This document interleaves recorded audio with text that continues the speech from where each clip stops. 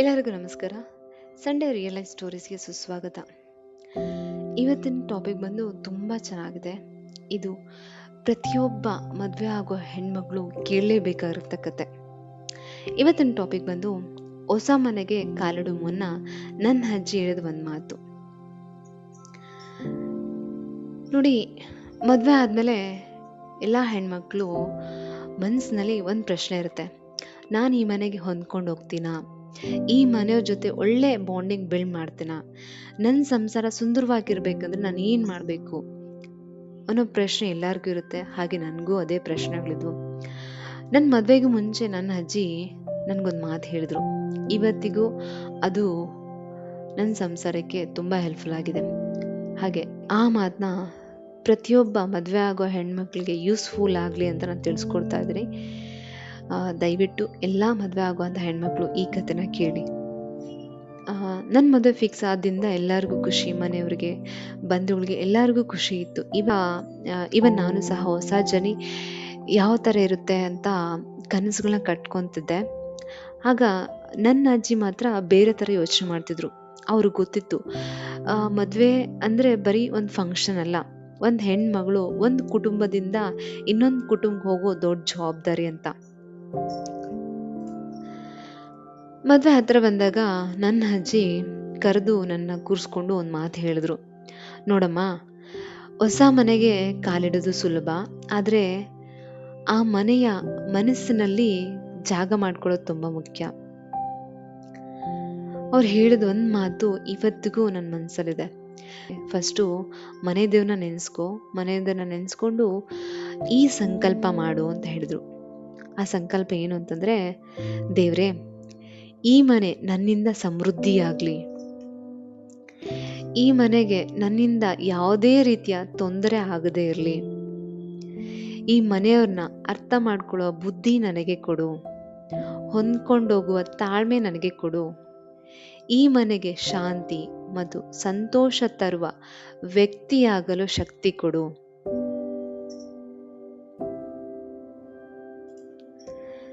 ಅಜ್ಜಿ ನನಗೆ ಈ ಸಂಕಲ್ಪ ಹೇಳ್ಕೊಟ್ರು.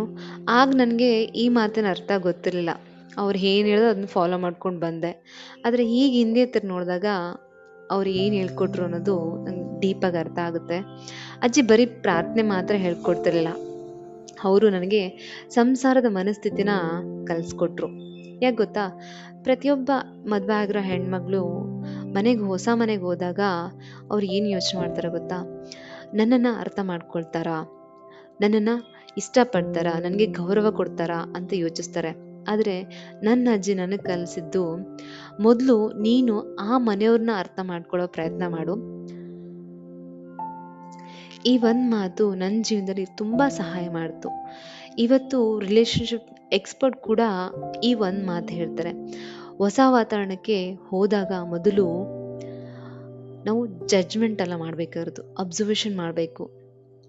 ಅಂದರೆ ಯಾರು ಯಾವ ಥರ ಮಾತಾಡ್ತಾರೆ, ಯಾವ ಅಭ್ಯಾಸ ಇದೆ, ಏನು ವ್ಯಾಲ್ಯೂಸ್ಗಳಿವೆ, ಯಾವ ಸಂಪ್ರದಾಯಗಳು ಇವು ನಡ್ಸ್ಕೊಂಡು ಬರ್ತಿದ್ದಾರೆ, ಇವೆಲ್ಲ ಮೊದಲು ಅರ್ಥ ಮಾಡ್ಕೊಳ್ಬೇಕು. ನಾನು ಸಹ ಅದನ್ನೇ ಮಾಡಿದೆ. ಮೊದಲ ದಿನದಿಂದ ಎಲ್ಲವನ್ನೂ ಬದಲಾಯಿಸಬೇಕು ಅಂತ ನಾನು ಯೋಚನೆ ಮಾಡಲಿಲ್ಲ. ಮೊದಲು ಅರ್ಥ ಮಾಡಿಕೊಂಡೆ, ಮತ್ತು ನೋಡಿದೆ, ಹಾಗೆ ಕಲಿತಾ ಇದ್ದೀನಿ. ಹಾಗೆ ನನ್ನ ಅಜ್ಜಿ ಇನ್ನೊಂದು ಮಾತು ಹೇಳಿದ್ರು, ಮಗಳೇ, ನೀನು ಹೊಸ ಮನೆಗೆ ಹೋಗುವಾಗ ನೀನು ಪರೀಕ್ಷೆಗೆಲ್ಲ ಹೋಗ್ತಾ ಇರೋದು, ನೀನು ಕುಟುಂಬನ ಕಟ್ಟೋಗಿ ಹೋಗ್ತಿದೀಯಾ. ಅಜ್ಜಿ ಹೇಳಿದ ಈ ಮಾತು ನನಗೆ ಸ್ವಲ್ಪ ಭಯನ ಕಡಿಮೆ ಮಾಡ್ತು. ಏಕೆಂದರೆ ಹೆಚ್ಚಿನ ಹೆಣ್ಮಕ್ಳು ಮದುವೆ ನಂತರ ಒಂದು ಪ್ರೆಷರ್ನಲ್ಲಿ ಇರ್ತಾರೆ. ನಾನು ಮಾಡಿರೋ ಕೆಲಸದಲ್ಲಿ ತಪ್ಪಾದರೆ ಏನು ಹೇಳ್ತಾರೋ, ಅವ್ರಿಗೆ ಇಷ್ಟ ಆಗುತ್ತೋ ಇಲ್ಲೋ, ಅವ್ರು ಹೊಂದ್ಕೊಳ್ದಿದ್ರೆ. ಆದರೆ ಅಜ್ಜಿ ಹಿಡಿದು, ನೀನು ಪರಿಪೂರ್ಣವಾಗಬೇಕಾಗಿಲ್ಲ, ಆದರೆ ಕಲಿಯೋ ಮನಸ್ಸಿದ್ರೆ ಸಾಕು, ಅದೇ ಜೀವನದ ದೊಡ್ಡ ಸತ್ಯ. ಯಾರು ಮೊದಲ ದಿನದಿಂದ ಪರ್ಫೆಕ್ಟ್ ಡಾಟರ್ ಇಲ್ಲ ಆಗೋದಿಲ್ಲ, ಹಾಗೆ ಪರ್ಫೆಕ್ಟ್ ಮದರ್ ಇಲ್ಲ ಸಹ ಆಗೋದಿಲ್ಲ. ರಿಲೇಶನ್ಶಿಪ್ಸು ಸಮಯದ ಜೊತೆಗೆ ಬೆಳೆಯುತ್ತವೆ. ಇನ್ನೊಂದು ವಿಷಯ ನಾನು ಕಲ್ತಿದ್ದು, ಹೊಸ ಮನೆಗೆ ಕಾಲಿಡುವಾಗ ನಾವೇನು ತಗೊಂಡು ಹೋಗ್ತೀವಿ, ಬಟ್ಟೆ, ಚಿನ್ನ, ಸಾಮಾನು, ಇದೆಲ್ಲ ಮುಖ್ಯ. ನಾವು ತಗೊಂಡೋಗೋದು ನಮ್ಮ ಮನೋಭಾವ, ನಮ್ಮ ಮಾತು, ನಮ್ಮ ವರ್ತನೆ, ನಮ್ಮ ವಿನಯ, ನಮ್ಮ ತಾಳ್ಮೆ. ಅವು ಚೆನ್ನಾಗಿದ್ರೆ ಸಂಬಂಧಗಳು ನಿಧಾನವಾಗಿ ಹರಳುತ್ತವೆ. ಈಗ ನಾನು ಹಿಂದೆ ತಿರುಗಿ ನೋಡಿದಾಗ ನನ್ನ ಅಜ್ಜಿ ಹಿಡಿದು ಬರೀ ಪ್ರಾರ್ಥನೆ ಅಲ್ಲ, ಅದು ಒಂದು ಮಂತ್ರ ಥರ ಕೆಲಸ ಮಾಡಿದೆ. ಏಕೆಂದರೆ ಈಗ ನಾನು ನನ್ನ ಗಮನವನ್ನು ನನಗೇನು ಸಿಗುತ್ತದೆ ಅನ್ನೋದಕ್ಕಿಂತ ನಾನೇನು ಕೊಡಬಹುದು ಅನ್ನೋದಕ್ಕೆ ಬದಲಾಯಿಸ್ಕೊಂಡಿದ್ದೀನಿ. ಅದೇ ಸಂಸಾರದ ರಹಸ್ಯ. ಸಂಸಾರ ಅಂದರೆ ಬರೀ ತಗೊಳ್ಳೋದಕ್ಕಿಂತ ಕೊಡೋ ಮನಸ್ಸು, ಅರ್ಥ ಮಾಡ್ಕೊಳ್ಳೋ ಮನಸ್ಸು, ಒಗ್ಗೂಡಿಸೋ ಮನಸ್ಸು ತುಂಬ ಮುಖ್ಯ. ಇಂದು ನಾನು ಮದುವೆ ಆಗೋ ಪ್ರತಿ ಹೆಣ್ಮಗಳಿಗೂ ಹೇಳೋದು ಒಂದೇ ಮಾತು, ನಮ್ಮ ಅಜ್ಜಿ ಹೇಳಿರೋಂಥ ಮಾತು. ಹೊಸ ಮನೆಗೆ ಕಾಲಿಡುವ ಮುನ್ನ ಮನೆ ಹೇಗಿದೆ ಅಂತ ಯೋಚನೆ ಮಾಡಬೇಡಿ, ಆ ಮನೆಗೆ ನೀವು ಯಾವ ಥರ ಬೆಳಕು ಕೊಡ್ತೀರಾ ಅಂತ ಯೋಚನೆ ಮಾಡಿ ಅಷ್ಟೇ. ಆಗ ನಿಮ್ಮ ಪ್ರಯಾಣ ಸುಂದರವಾಗಿರುತ್ತೆ. ಈ ಕತೆ ಎಲ್ಲರಿಗೂ ಇಷ್ಟ ಆಗಿದೆ ಅಂತ ತಿಳ್ಕೊತೀನಿ. ಬನ್ನಿ, ಈ ಕಥೆಯಿಂದ ನಾವು ಕಲಿಬೇಕಾದಂಥ 5 ಪಾಠಗಳು ಏನು ಅಂತ ನೋಡೋಣ. ಮೊದಲನೇದು ಬಂದು, ಹೊಸ ಮನೆಗೆ ಕಾಲಿಡುವ ಮುನ್ನ ಮನಸ್ಸನ್ನು ತಯಾರಿಸ್ಕೊಳ್ಳೋದು ತುಂಬ ಮುಖ್ಯ. ಎರಡನೇದು ಬಂದು, ಮೊದಲು ಅರ್ಥ ಮಾಡ್ಕೊಳ್ಳೋಕ್ಕೆ ಪ್ರಯತ್ನ ಪಡಬೇಕು, ಬದಲಾಯಿಸೋದಕ್ಕಲ್ಲ. ಮೂರನೇದು ಬಂದು, ಸಂಬಂಧಗಳು ಒಂದಿನದಲ್ಲಿ ಕಟ್ಟೋಕ್ಕಾಗಲ್ಲ, ಅದಕ್ಕೆ ಸ್ವಲ್ಪ ಸಮಯ ಮತ್ತು ತಾಳ್ಮೆ ಬೇಕು.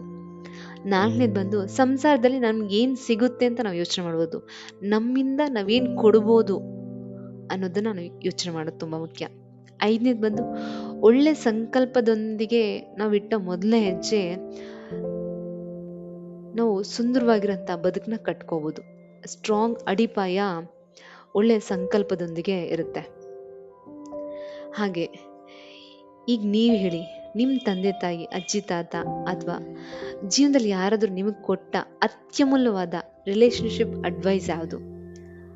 ಅದನ್ನು ಕಮೆಂಟ್ ಸೆಕ್ಷನ್ ಹಂಚ್ಕೊಳ್ಳಿ. ಏಕೆಂದರೆ ನೀವು ಕೊಡೋ ಒಂದೊಂದು ಅನುಭವನೂ ಇನ್ನೊಬ್ಬ ಹೆಣ್ಮಕ್ಳಿಗೆ ದಾರಿದೀಪ ಆಗುತ್ತೆ.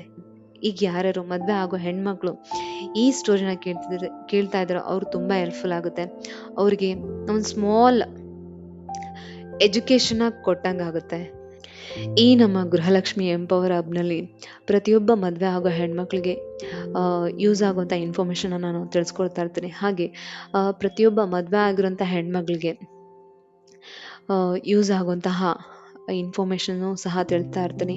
ನೀವು ಹಾಗೆ ನೀವು ಕಷ್ಟಗಳಲ್ಲಿದ್ದಾಗ ಯಾವ ಥರ ಅದನ್ನು ಫೇಸ್ ಮಾಡಬೇಕು, ಹಾಗೆ ನಿಮ್ಮ ಪೇನ್ಸ್ನ ಯಾವ ಥರ ನೀವು ಹೀಲ್ ಮಾಡ್ಕೋಬೇಕು, ಹೇಗೆ ನೀವು ಖುಷಿಯಾಗಿ ಲೀಡ್ ಮಾಡಬೇಕು, ಅದಕ್ಕೋಸ್ಕರ ನಾನು ಗೃಹಲಕ್ಷ್ಮಿ ಎಂಪವರ್ ಹಬ್ನ ಸ್ಟಾರ್ಟ್ ಮಾಡಿದ್ದೀನಿ. ಹಾಗೆ ನಾನು ಕಮ್ಯುನಿಟಿನ ಫಾರ್ಮ್ ಮಾಡಿದ್ದೀನಿ. ಸೊ ಯಾರ್ಯಾರು ಇಂಟ್ರೆಸ್ಟ್ ಇದೆ ಅವರು ನಮ್ಮ ಕಮ್ಯುನಿಟಿಗೆ ಜಾಯ್ನ್ ಆಗ್ಬೋದು. ಕಮ್ಯುನಿಟಿ ಲಿಂಕ್ನ ನಾನು ಡಿಸ್ಕ್ರಿಪ್ಷನ್ ಕೊಟ್ಟಿರ್ತೀನಿ. ಸೊ ನಾನು ನಮ್ಮ ಕಮ್ಯುನಿಟಿನಲ್ಲಿ ಡೈಲಿ ಪೋಸ್ಟ್ ಮಾಡ್ತಿರ್ತೇನೆ. ಸೊ ನೀವು ಅದರಿಂದ ನಾಲೆಜ್ನ ಗೇನ್ ಮಾಡ್ಬೋದು, ಹಾಗೆ ಒಂದು ಪರ್ಪಸ್ಫುಲ್ ಲೈಫ್ನ ಲೀಡ್ ಮಾಡ್ಬೋದು. ಯಾಕಂದರೆ ಒಳ್ಳೆಯ ಸಂಸಾರ ಅದೃಷ್ಟದಿಂದ ನಿರ್ಮಾಣ ಆಗೋದಿಲ್ಲ, ಒಳ್ಳೆಯ ಮನಸ್ಸಿನಿಂದ ನಿರ್ಮಾಣವಾಗುತ್ತದೆ. ಮುಂದಿನ ಭಾನುವಾರದ ಕಥೆಯಲ್ಲಿ ರಿಲೇಷನ್ಶಿಪ್ನಲ್ಲಿ ಬೌಂಡ್ರೀಸ್ ಯಾಕೆ ಮುಖ್ಯ, ನನ್ನ ಅಜ್ಜಿ ನನಗೆ ಕಲಿಸಿದ 3 ಗೋಲ್ಡನ್ ಪ್ರಿನ್ಸಿಪಲ್ಸ್ನ ನಾನು ನಿಮ್ಮ ಜೊತೆ ಹಂಚ್ಕೊಳ್ತೀನಿ. ಈ 3 ಪ್ರಿನ್ಸಿಪಲ್ಸು ಯಾವುದೇ ರಿಲೇಷನ್ಶಿಪ್ಪನ್ನು ಹೆಲ್ತಿ, ಹ್ಯಾಪಿ ಮತ್ತು ಸ್ಟ್ರಾಂಗ್ ಆಗಿ ಕಟ್ಟಲು ತುಂಬ ಹೆಲ್ಪ್ ಮಾಡುತ್ತೆ. ಆದ್ದರಿಂದ ಮುಂದಿನ ಸಂಡೇ ಸ್ಟೋರಿನ ಮಿಸ್ ಮಾಡಬೇಡಿ. ಧನ್ಯವಾದಗಳು. ಮತ್ತೆ ಮುಂದಿನ ಭಾನುವಾರ ಭೇಟಿಯಾಗೋಣ.